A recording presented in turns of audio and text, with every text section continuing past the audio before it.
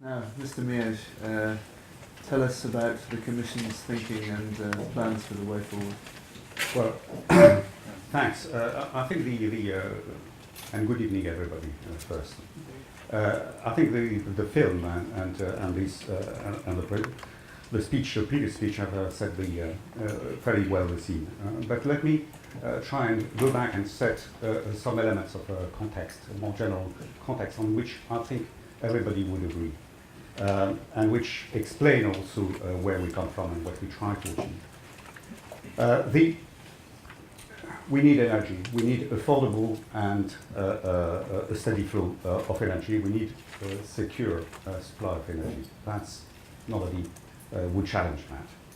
It's essential for our economies and for the well-being of the population.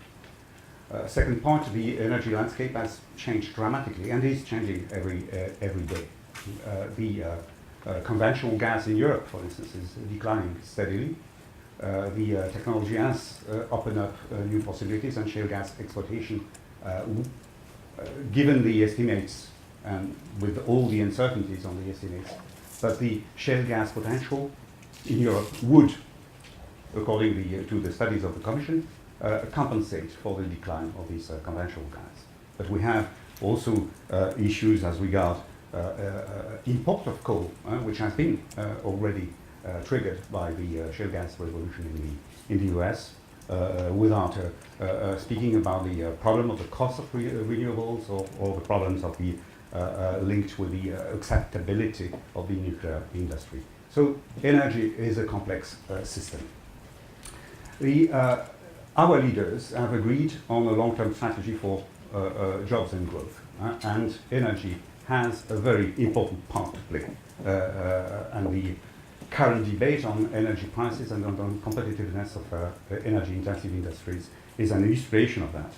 But one has also to bear in mind that as part of this strategy, our leaders have also agreed on a climate strategy.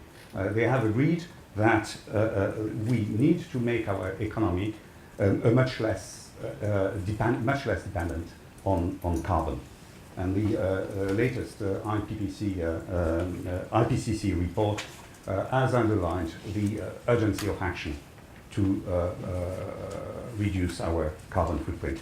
And that calls for alternatives to the most polluting energy forms, gradually moving away from our dependency on fossil fuels, as well as to maintain our competitive advantage, our strong position in energy efficiency.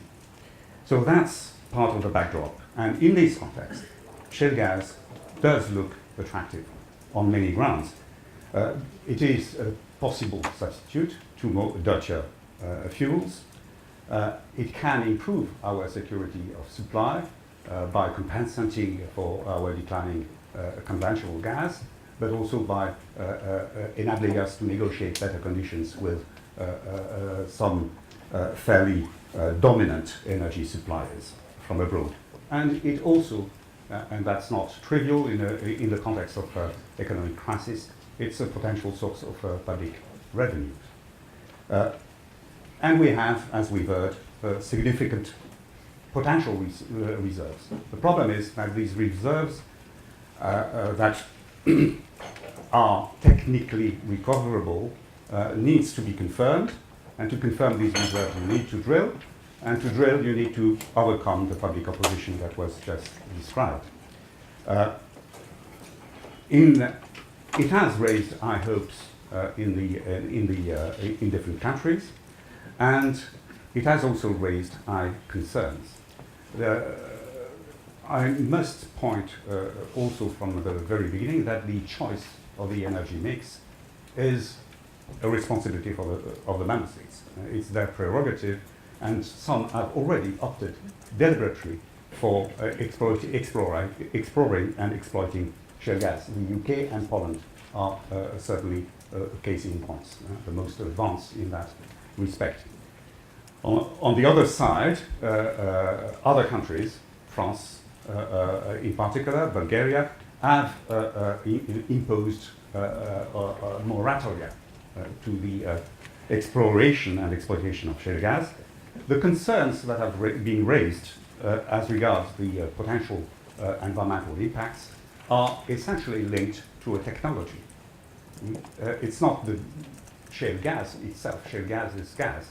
It's, although it may have, as methane, a fairly potent greenhouse gas effect if it is emitted without control. But shale gas is gas.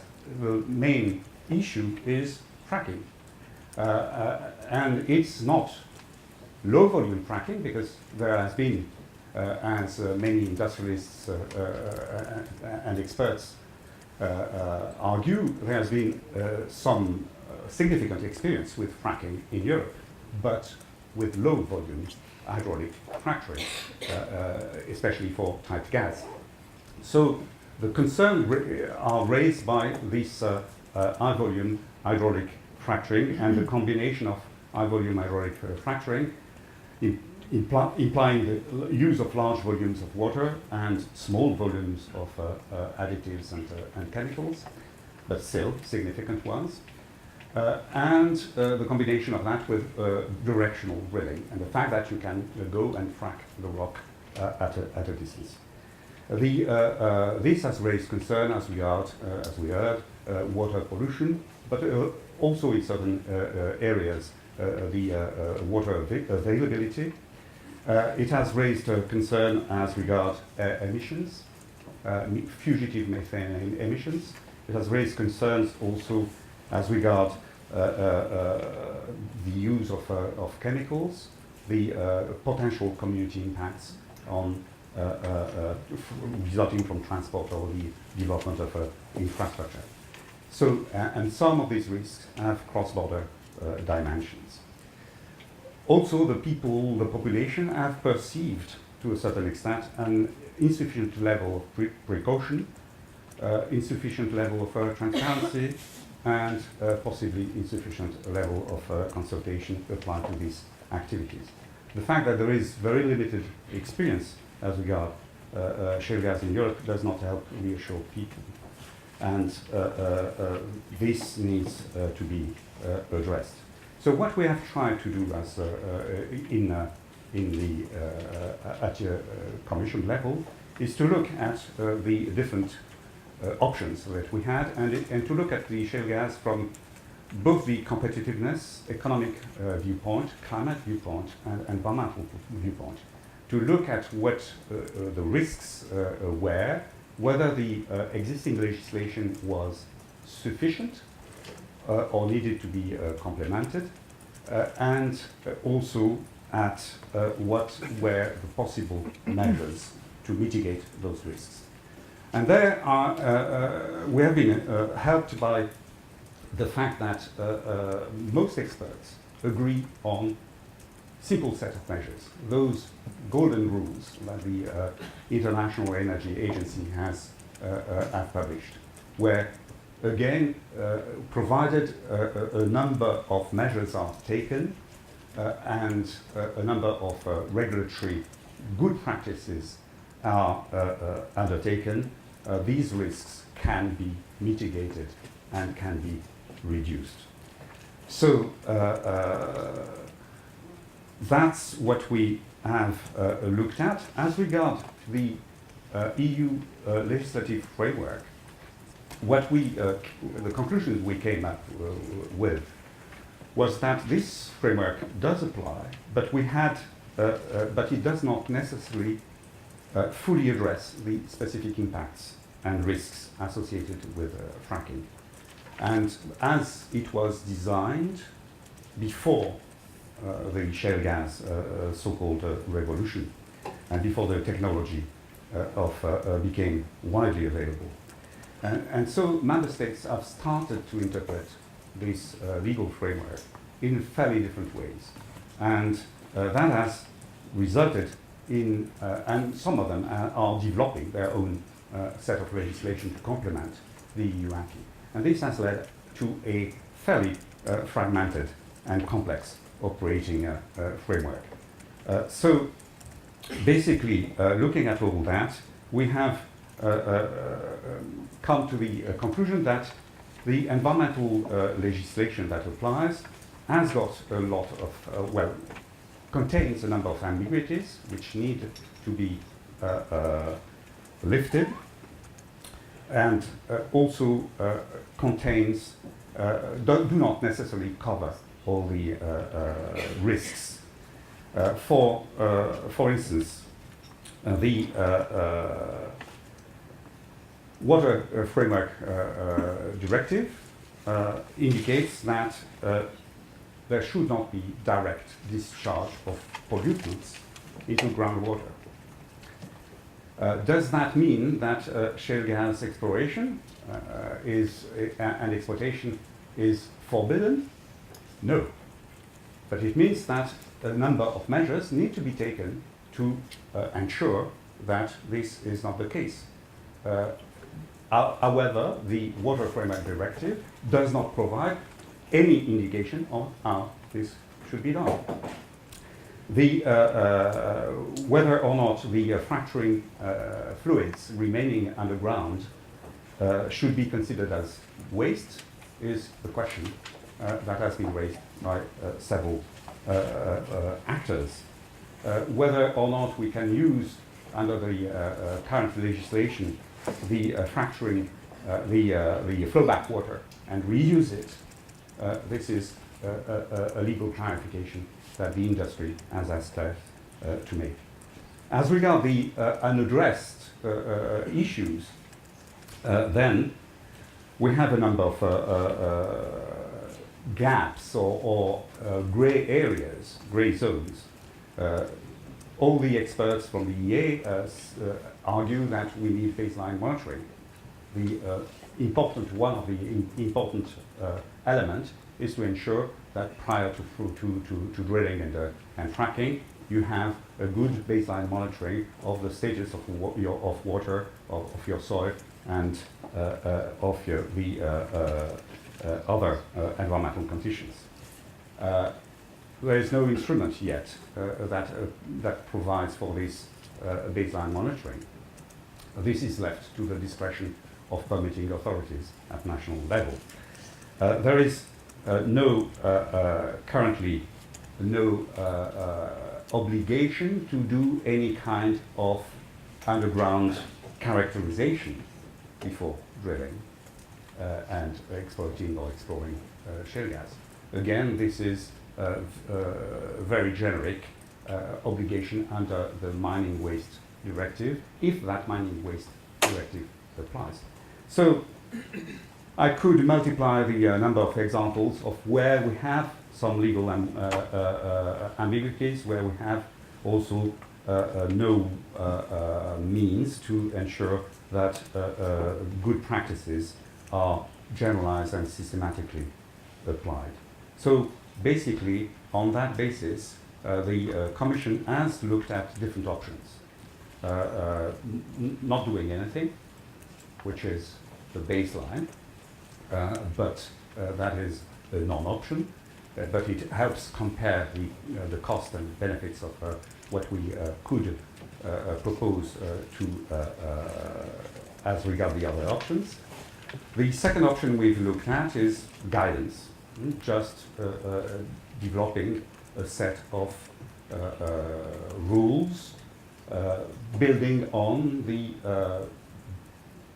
best practices of industry and building on the best regulatory practices in different countries. The second option we've looked at is amending certain pieces of legislation in order to bring clarity and the predictability which is needed for operators to act and to invest. Because if we do not have this legal clarity, there may be legal challenges, and it will be ultimately up to the court to decide on whether the practices are legal or illegal. there are a number of possible amendments to existing legislation. One which is currently debated actively in the Parliament, between the Parliament, the Council and the Commission in the trilogue, and this is the amendment on the Environmental Impact Assessment Directive. Are you close to finish? Yeah, Because we're I'm finishing. I'm finished. Thank you. The final option we've looked at is a specific legislation on shale gas, and these have been accompanied by an impact assessment, and these elements are going to be presented to the Commission in a short while, and it will be up to the College in the coming weeks to decide on which course to follow. Thank you. Great. Thank you very much, Mr. Mears. I gave you a little more time because I think there's obviously a lot of interest in precisely what the Commission is going to do. No, not at all. Don't know why. I think it was well worth it. Mr. Brezina, if I could go to you as a representative of the Parliament, obviously the Parliament's been rather active on this issue, and Mr. Liège there at the end referred to the Zanoni report on environmental impact assessments. So if you could tell us about the Parliament's view, but also with your experience as a local politician, because as Peter was saying, the issue of local acceptability is paramount. I think that, first of all, thank you for inviting me. Second, I think that public acceptance is very important. It is necessary to disclose any level of information concerning chemical compounds and procedures in wells, and it is necessary to inform. And for public, it's very difficult to take in account such processes like in the drilling in the wells, because if you take in account, for instance, impact of the airport on the region, it is something what is possible to imagine clearly. But for hydraulic fracturing, using of chemicals, depth of these processes and possible measures in how are accepted, it is very difficult to discuss it without proper information. And by the way, I think that accepting EIA impacts in connection with using of hydraulic fracturing in any amount is very unhappy. I try to explain why. Because I must return back to my young geologist time. 35 years and 30 kilos ago. It was very long time. But I remember that hydraulic fracturing was normally method where it was used routinely in wells. Not very often, but it is not unknown technology. And all estimation of amounts of shale gas is dependent on technology. It is very difficult to say that you can compare normal natural gas deposit, and it is possible to estimate number of natural gas in this deposit. But in the case of shale gas, it's very difficult, because you must have not only shale formation, but it must be in some stage. It is necessary to reach at least 80 Celsius degrees and not over 160 degrees. In first case, there are still not, it is not still gas, and in the second case, is not any at all. So, and it's this shale gas production is case of using technology. And if you don't allow and if you increase red tape for first step, technology for introducing in some formation in some region, and you are increasing administration and official burden, it's very difficult to encourage exploration of shale gas.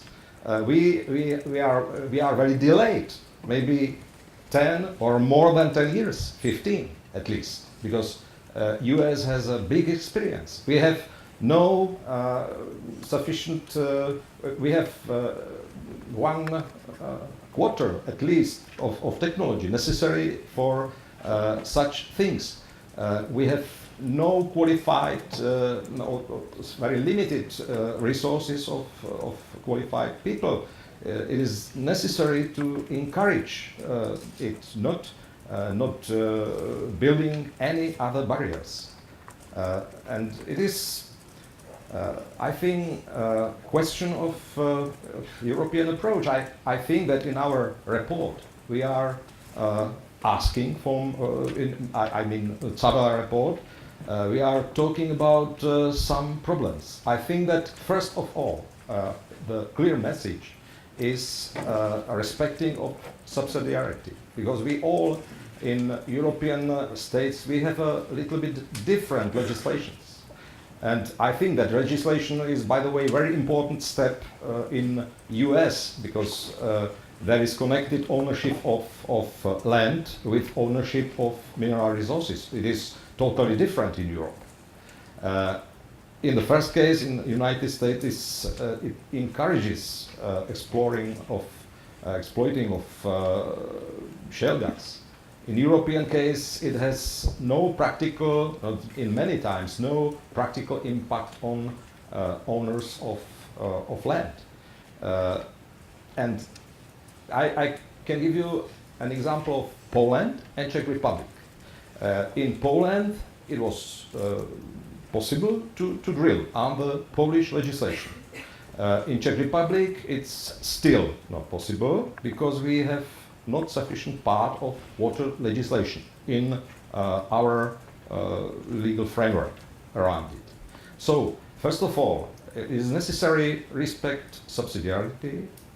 Second, it's necessary encourage expertise and investment in this field. And I think that it's necessary, first of all, have more dates, because it is very difficult, even roughly estimate some European amount of shale gas. It's almost not possible till the drilling and technology is used directly in the place. That's, I think, necessary say, because in other case, it's not possible to talk about it even. I think we have a big delay. 5 years ago, I tried to ask one official from DG Energy, and what about shale gas? He told me, you are believing in fairy tales? I would like to meet him again. But just now, we were, in this time, we were in a time of denying existence of shale gas. Now, in better situation, we are in the stage of carefully refusing it because of. And we have a lot of reasons why it is not possible. And I don't think that it is very useful for future of Europe, because shale gas is, from my point of view, ideal bridge to renewables. Not only shale gas, but natural gas at all. So for this moment, it's all. Thank you very much.